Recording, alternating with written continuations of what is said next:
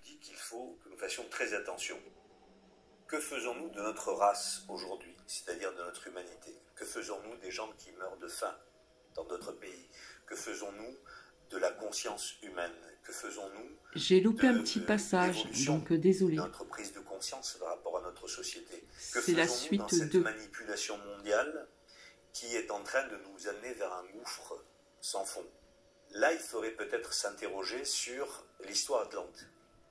De dire que eux ont fait des erreurs considérables et que aujourd'hui, nous nous retrouvons à peu près dans le même schéma historique que ceux qui les ont engloutis. Et c'est le moment de faire un choix, d'où le titre de mon ouvrage. Faire un choix. Quel choix? Est-ce qu'on va vers les ténèbres de la densité, c'est-à-dire l'attraction de l'ego dans lequel sont tombés les Atlantes, vers le mal? Qu'est-ce que le mal?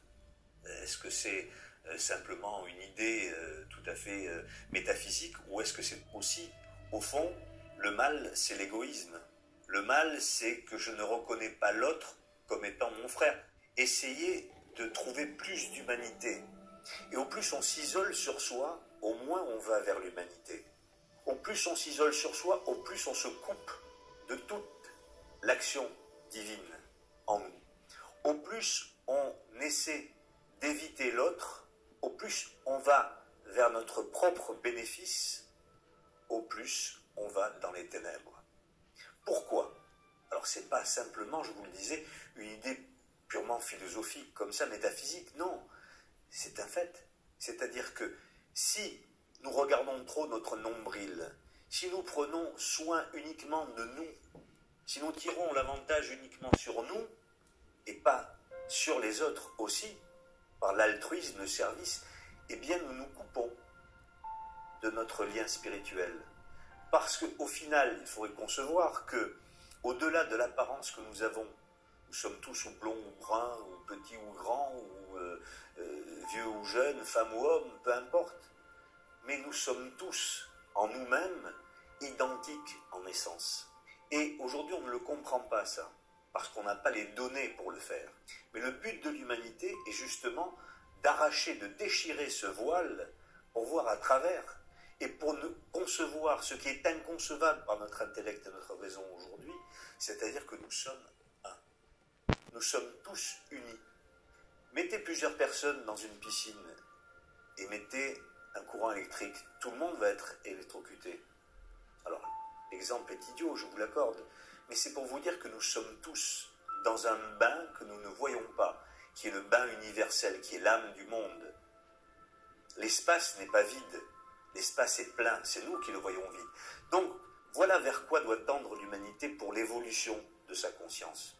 Vers justement beaucoup plus de notions d'humanité que nous en avons aujourd'hui, où chacun vit dans son précaré, où on se ferme à toute communication avec autrui, où on ne voit pas le mal ni la souffrance.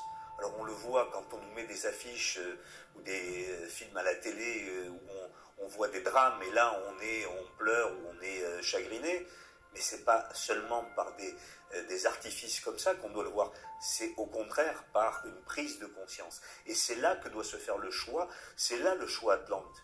Il ne faut pas qu'aujourd'hui on retombe dans les errances et dans le drame dans lequel nous sommes tombés. Alors bien sûr, l'humanité va continuer à évoluer, mais que va-t-il se passer dans l'avenir immédiat?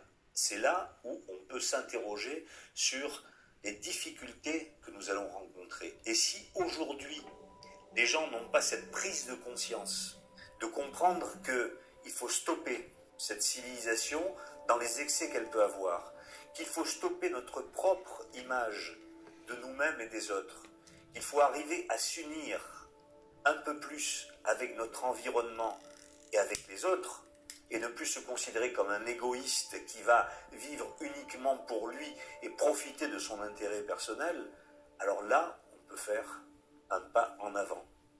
Bien sûr, toute l'humanité ne suivra pas, et mon rôle n'est pas de dire ça à toute l'humanité. C'est pas, mon rôle est très, très humble, c'est de le dire à qui veut l'entendre. Donc après, chacun fera son choix. Il est temps maintenant d'agir, car le temps est court. Peu de temps pour comprendre ça. Donc il faut qu'aujourd'hui, cette prise de conscience soit efficiente et que chacun puisse agir en conséquence.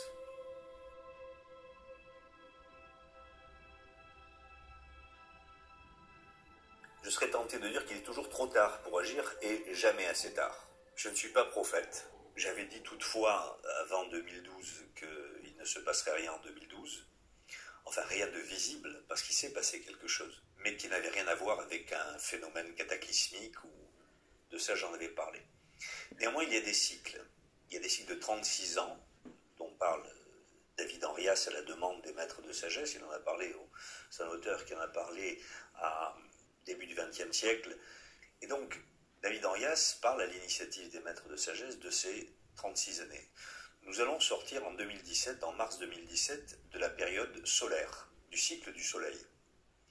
Le cycle du soleil, comme les autres cycles, dure 36 ans, donc on a commencé avec cet apocalypse, cette révélation.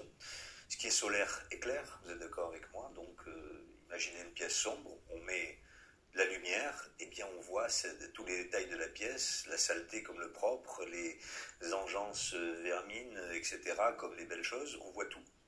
C'est ce qui se passe.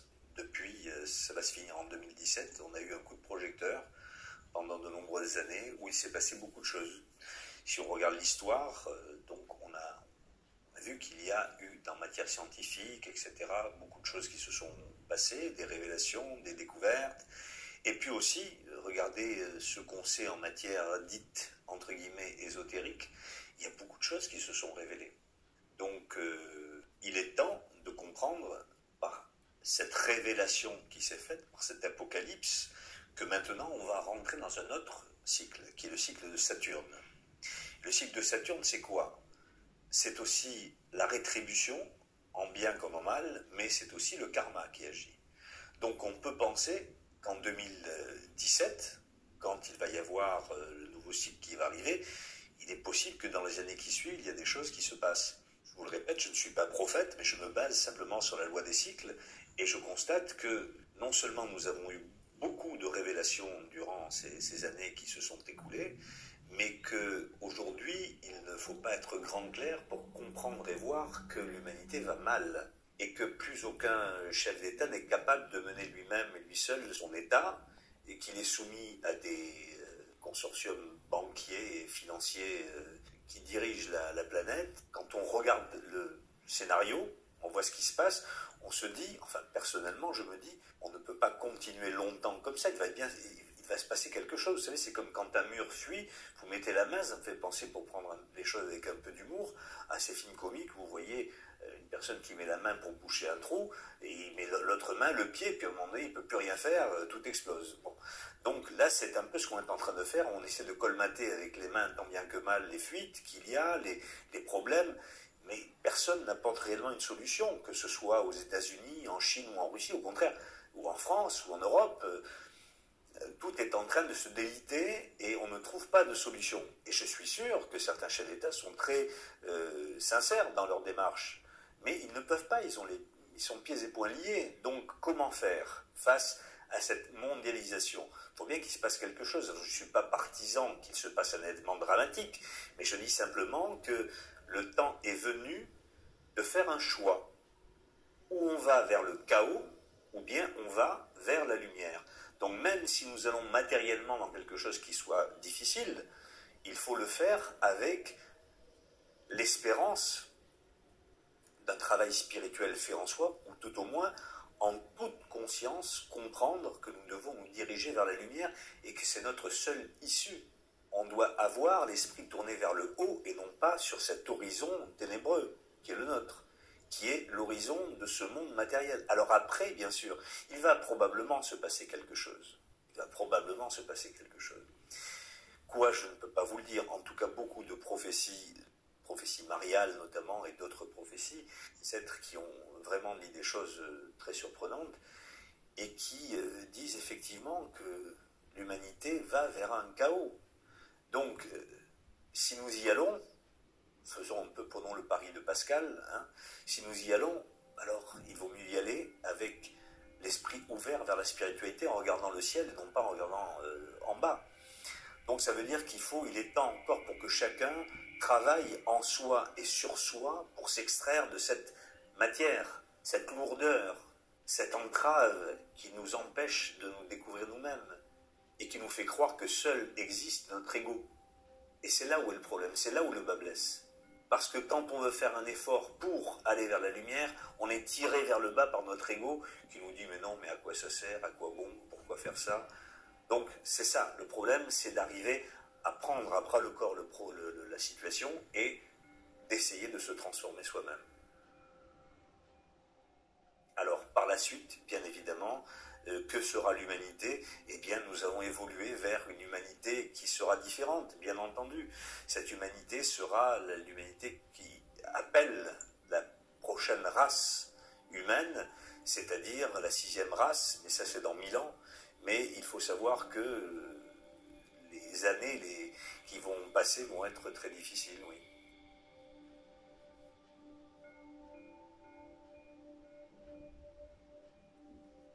Alors effectivement, quand on parle de ça, vous me demandez si une aide, une intervention ne peut pas venir d'ailleurs.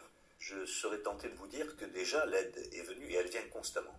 L'aide nous vient depuis des millénaires. L'aide est venue en Atlantide, rappelez-vous de cette histoire que je raconte dans le livre. L'aide est venue par les maîtres de sagesse, mais les hommes ne l'ont pas entendue. Donc ils se sont retirés.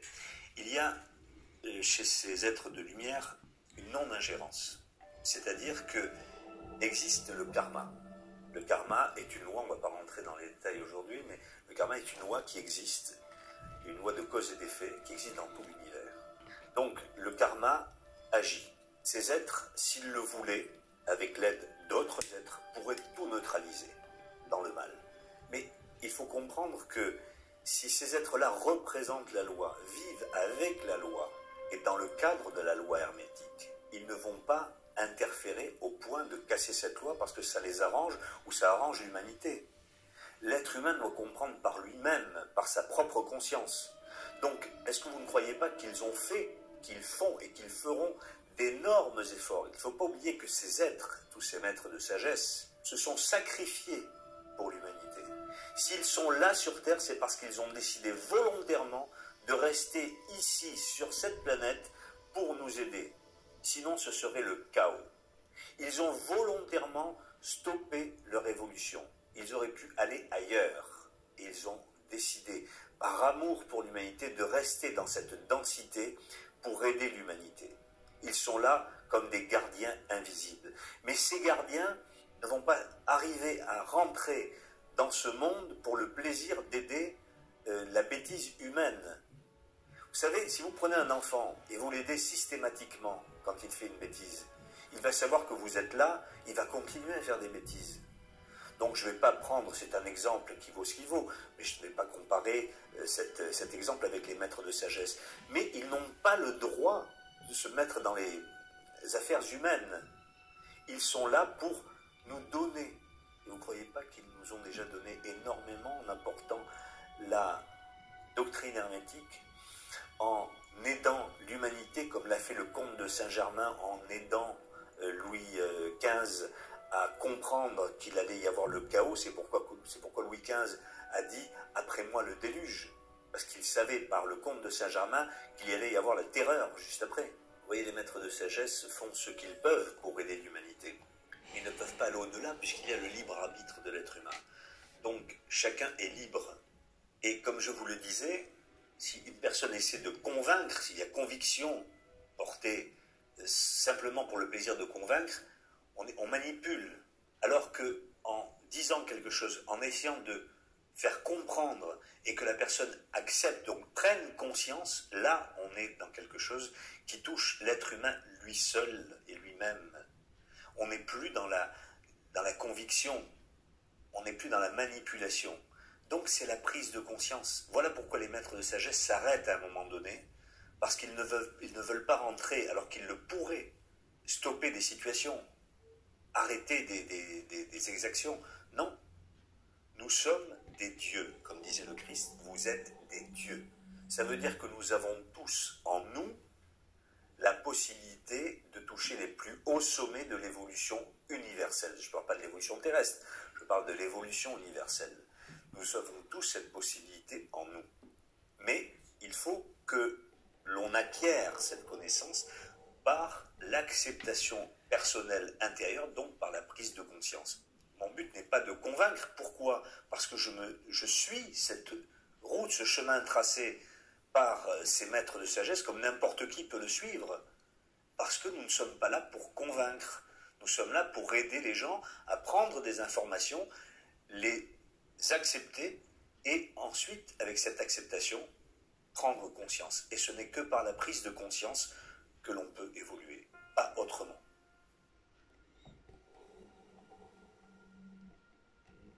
Tout à l'heure, nous parlions on a parlé des maîtres de sagesse, mais les maîtres de sagesse dépendent de ces secteurs de l'espace dont je vous parlais tout à l'heure.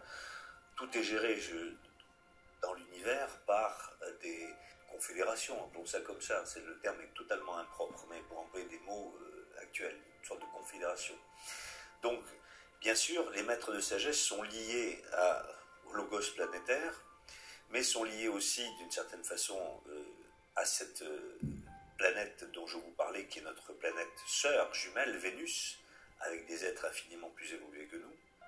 Mais eux-mêmes sont liés, et nous-mêmes aussi, à d'autres secteurs de l'espace, comme la Grande Ourse, les Pléiades, Orion, Sirius. Voilà des noms qui sont des noms qui nous sont rapportés par la tradition. Pourquoi? Parce que là vivent de grandes intelligences, des intelligences qui sont des gouverneurs de ces secteurs, et bien entendu, ils surveillent ce que nous faisons.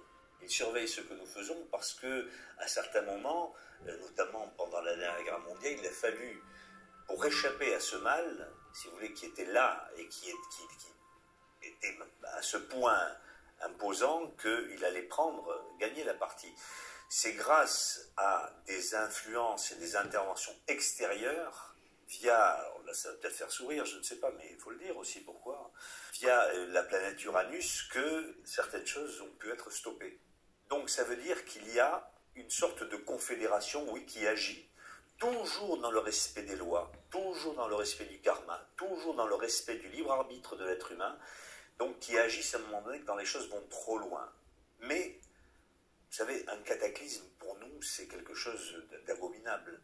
Mais, pour l'être intérieur, pour l'âme, les cataclysmes, on en subit à chaque fois qu'on meurt.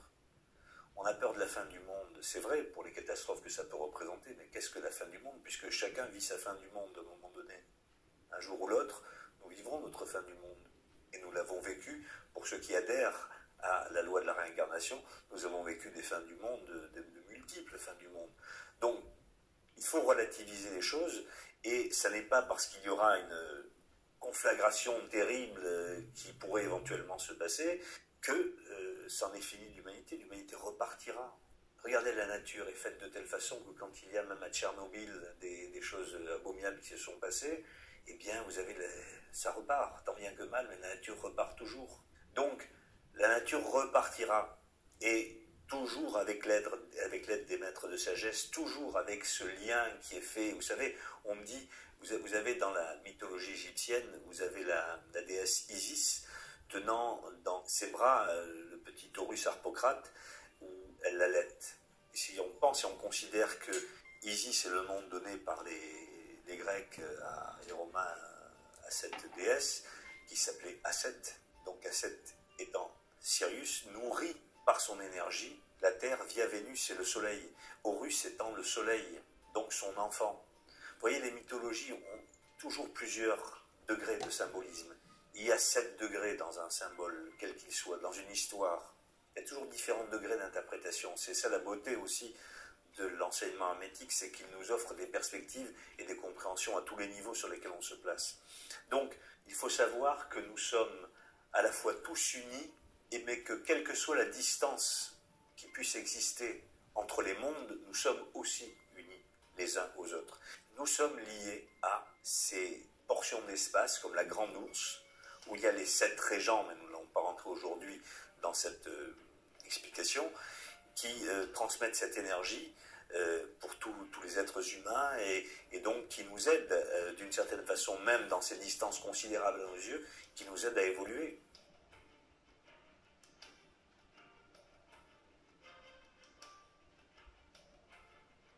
Tout ce que je vous dis là fait partie bien entendu de recherches personnelles, mais au-delà des recherches personnelles, je tiens à dire quand même qu'il n'y a pas d'invention par rapport à mes propos.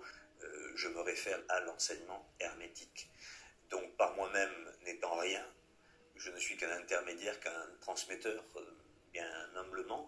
La doctrine hermétique, l'enseignement hermétique n'a pas été inventé. Le fil conducteur peut se situer au fil du temps à travers les différentes civilisations, et notamment partant de l'Atlantide. Alors, elle est bien sûr hermétique, donc appelée ainsi parce que c'est la doctrine d'Hermès, donc de Thoth, qui est le même dieu sous une image différente dans la tradition égyptienne, etc., etc. Et donc cette transmission hermétique s'est faite à travers les siècles et les millénaires, et on ne peut rien ni lui ajouter ni lui enlever, dans la mesure où toute tradition authentique comme elle est, il n'y a qu'une seule tradition. Comment pourrait-on considérer qu'il y ait plusieurs traditions hermétiques? Non, il y a plusieurs couleurs, comme il y a plusieurs êtres humains avec des vêtements différents. Il n'empêche que l'être humain est le même partout. Donc pour la doctrine hermétique, c'est pareil, si vous voulez, il y a cet enseignement qui est, et qui, selon les civilisations, selon les époques, prend une coloration différente. Exemple, vous avez certaines choses qui sont données dans l'enseignement chez les druides, pour prendre une tradition occidentale, il y en a d'autres, et vous avez cette même tradition, mais avec des noms, des formulations différentes en Inde, avec d'autres traditions. Donc, en conséquence, cette doctrine hermétique a été cachée, si vous voulez, pendant des millénaires, et on peut parler, si vous voulez, d'une période particulière, qui est le début du 1er siècle après Jésus-Christ.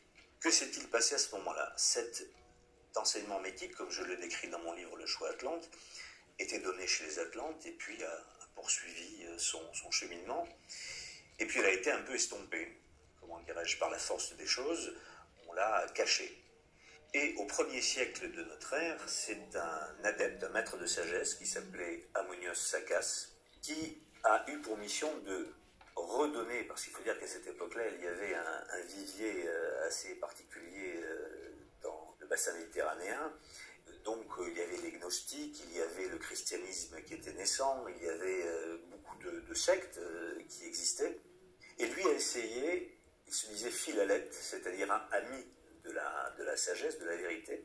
Et donc il a donné l'enseignement en tant qu'adepte, bien entendu il le maîtrisait. Il a créé une école qui a donné cet enseignement à tous. Et il y a bien sûr des élèves de renom qui l'ont suivi, comme Plotin et Porphyre plus tard. Et Porphyre, qui a eu cet enseignement aussi, disait qu'il n'avait jamais rencontré un être aussi resplendissant, aussi empli de sagesse, avec des enseignements aussi extraordinaires que l'a été Ammonios Saccas. Donc la théosophie est née à ce moment-là. On ne va pas dérouler toute l'histoire. On arrive, si vous voulez, à la fin du 19e siècle, avec un personnage très controversé, mais mal compris. Très controversé parce que mal compris, qui était Helena Blavatsky. Helena Blavatsky était un grand disciple, avec un caractère, il est vrai, un peu, on va dire, bouillonnant, mais il n'empêche que c'était un être d'exception, et qui a été choisi parce que le moment était venu.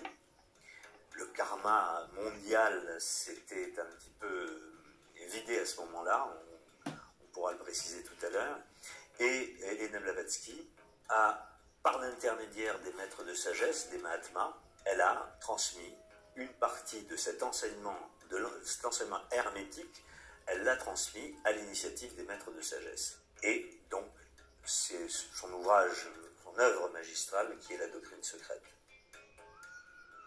Alors effectivement, comme une partie du karma atlante, le karma atlante qui a été vidé, on va employer ce terme, d'une certaine façon à la fin du 19e siècle, mais qui n'a pas été complètement épuisé, ce karma négatif.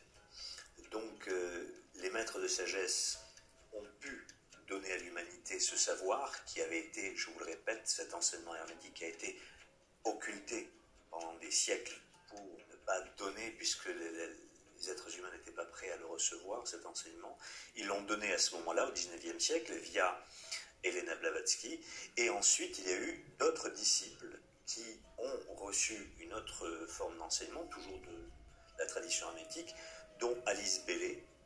Et dans les années 50, il y a eu Franz Bardon, qui lui-même était un grand adepte et qui a transmis la partie pratique qui n'existait pas, enfin qui n'était pas révélée. Et j'ajouterai une chose aussi, c'est que grâce à Alexandre Moriasson, certaines parties de la théurgie purificatrice ont été données dans son livre La lumière sur le royaume.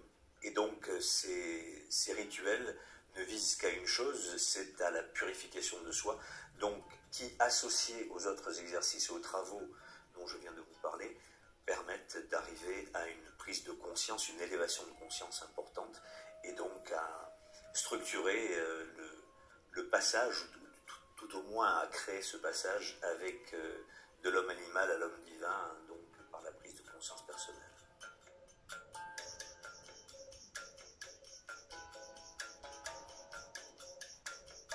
Aujourd'hui, depuis les années 70, on parle des pouvoirs psychiques de l'être humain, on parle du pouvoir de la pensée, on parle des pouvoirs de télékinésie, on parle des pouvoirs de sortie du corps, des possibilités d'agir à distance, de pouvoir de l'aura, et pouvoir, et pouvoir, et pouvoir. Donc, pouvoir, c'est l'ego, le pouvoir de l'ego qui se manifeste comme ça. Il n'y a pas de pouvoir dans la spiritualité. On associe la spiritualité au pouvoir de l'être humain. La doctrine hermétique dit tout à fait le contraire. Ces pouvoirs sont extrêmement dangereux. Je prends des exemples que nous pouvons connaître. Dans les années 70, c'était Uri Geller qui prenait des fourchettes et des couteaux, il les tordait, etc. C'est vrai, il avait ces capacités-là, il les a, je suppose encore aujourd'hui, je n'en sais rien. Vous avez des fakirs en Inde qui font des démonstrations extraordinaires, ils ont des pouvoirs extraordinaires. Est-ce que le pouvoir peut être rattaché à l'évolution d'un être humain? Là, on est sur le plan psychique. Le plan psychique est horizontal, c'est-à-dire qu'il est propre à l'ego personnel, donc à la personnalité, ce qui n'a rien à voir avec l'évolution spirituelle. Vous remarquerez que beaucoup de personnes qui ont ces pouvoirs, ce sont des pouvoirs qui même les gênent parfois. C'est un peu à leur insu. Vous avez beaucoup de médiums qui naissent médiums. Quelquefois, ces mêmes pouvoirs attirent des entités souvent néfastes, vous le remarquerez. Et elles en sont gênées. Elles ont des visions effrayantes, rarement de belles visions. C'est un signe, ça, qu'il faut pointer et repérer. Donc ça veut dire que ça fait partie du corps psychique, du corps astral. Il faudrait parler des différents corps qui sont en nous. Donc on est sur le plan horizontal, donc sur le plan humain. Et le psychisme n'est qu'un monde illusoire. On n'est pas dans le monde vertical, qui est le monde de l'aspiration spirituelle. Donc on est tout à fait dans deux plans différents. Alors c'est pour ça que dans la sagesse hermétique, on dit qu'il faut fuir, et comme la peste, quelque pouvoir que ce soit. Parce que les pouvoirs acquis dans le plan psychique sont des pouvoirs morbides. Alors que des pouvoirs acquis par l'évolution spirituelle sont des pouvoirs qui après vont faire redescendre, par l'acquisition de l'évolution de la conscience, vont faire redescendre les capacités. Donc, c'est là où il faut faire attention à ne pas dévier et confondre les choses. C'est un plan de confusion, d'illusion. C'est la Maya des hindous qui est là. Donc, c'est de ce monde qu'il faut justement s'extraire pour pouvoir agir, et comme le disait le Christ, cherchez d'abord le royaume des cieux, et le reste vous sera donné de surcroît. Donc on est bien là dans cette explication.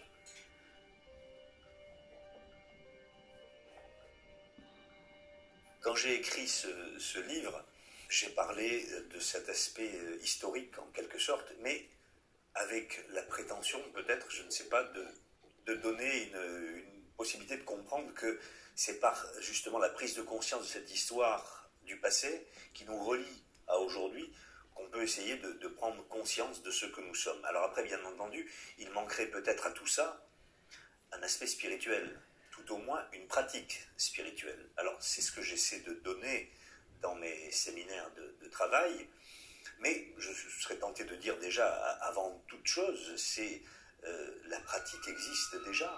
Si tout un chacun voulait pratiquer la théurgie telle que l'enseigne Franz Bardon, les rituels de purification donnés par Alexandre Moriasson, eh bien là on a une pratique qui est extraordinaire. Donc j'invite tout chercheur à suivre, donc, par cette démarche, ce travail personnel qui demande volonté, persévérance, sincérité, abnégation. Donc voilà, ça c'est le travail, parce que tout commence par cet état d'esprit. Et bien sûr, dans mes séminaires de travail, c'est un peu ce que j'essaie de développer, c'est-à-dire je parle de l'homme animal que nous sommes et de l'homme divin vers lequel nous devons tendre, et donc essayer de démontrer qu'il y a plusieurs strates en nous-mêmes, et ces séminaires permettent de mieux comprendre peut-être, en tout cas l'explication est là, après c'est le propre de chacun de saisir ou pas ce qui est proposé, ou de l'accepter ou de le refuser, mais en tout cas, il y a un processus de compréhension qui permet de voir que nous ne sommes pas ce que nous croyons être, c'est-à-dire nous ne sommes pas qu'un être humain avec un corps physique, avec des émotions, avec des pensées, un mental qui mouline sans arrêt, comme une machine à énergie libre, vous savez, mais cette machine-là, elle ne nécessite que le pouvoir de la pensée. Et donc, est-ce que nous sommes ça? Est-ce que nous sommes ce que nos parents nous ont enseigné? Est-ce que nous sommes ce que nos éducateurs scolaires nous ont dit? Est-ce que nous sommes l'influence de nos amis, de nos voisins? Est-ce que cet ensemble et que nous croyons être nous-mêmes, est-ce que c'est réellement nous? Nous croyons que c'est nous. Une personne qui a une voiture, de quelque marque que ce soit, si elle se fait arrêter dans la rue par un policier, il va lui demander comment elle s'appelle, elle ne va pas dire je m'appelle Renault, Peugeot ou Suzuki, elle va donner son nom. Donc nous ne savons pas donner notre nom, parce que nous avons perdu le sens et le chemin de notre être intérieur qui est nous-mêmes. C'est ça le piège, c'est que nous croyons à notre personnalité animale, mais nous ne sommes pas cette personnalité animale. Le jour où nous allons mourir, nous allons laisser notre corps, nous allons laisser nos émotions, notre psychisme, nous allons laisser nos souvenirs, nous allons tout laisser, y compris notre mental inférieur, et tout ça va mourir, va pourrir. Donc, que sommes-nous?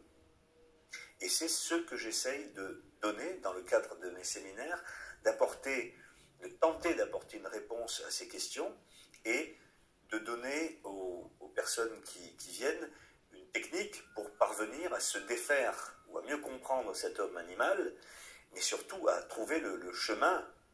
Et ça n'est pas par moi-même, je ne suis pas un gourou, loin de là, simplement par ce que nous dit, ce que nous enseigne la doctrine hermétique. Et donc, avec ces éléments, tout un chacun peut, à ce moment-là, prendre conscience de ce qu'il est et ouvrir son propre chemin, puisque nous n'avons besoin de personne, jusqu'à une certaine limite, qui est le dernier barreau de l'initiation, nous n'avons besoin de personne pour œuvrer, mais nous avons besoin de l'enseignement lui-même. Mais peut-être qu'il y a des frères aînés qui nous aident sur le chemin, mais nous n'avons besoin nous-mêmes de personne, puisque nous devons travailler par nous-mêmes avec les éléments qui nous sont donnés.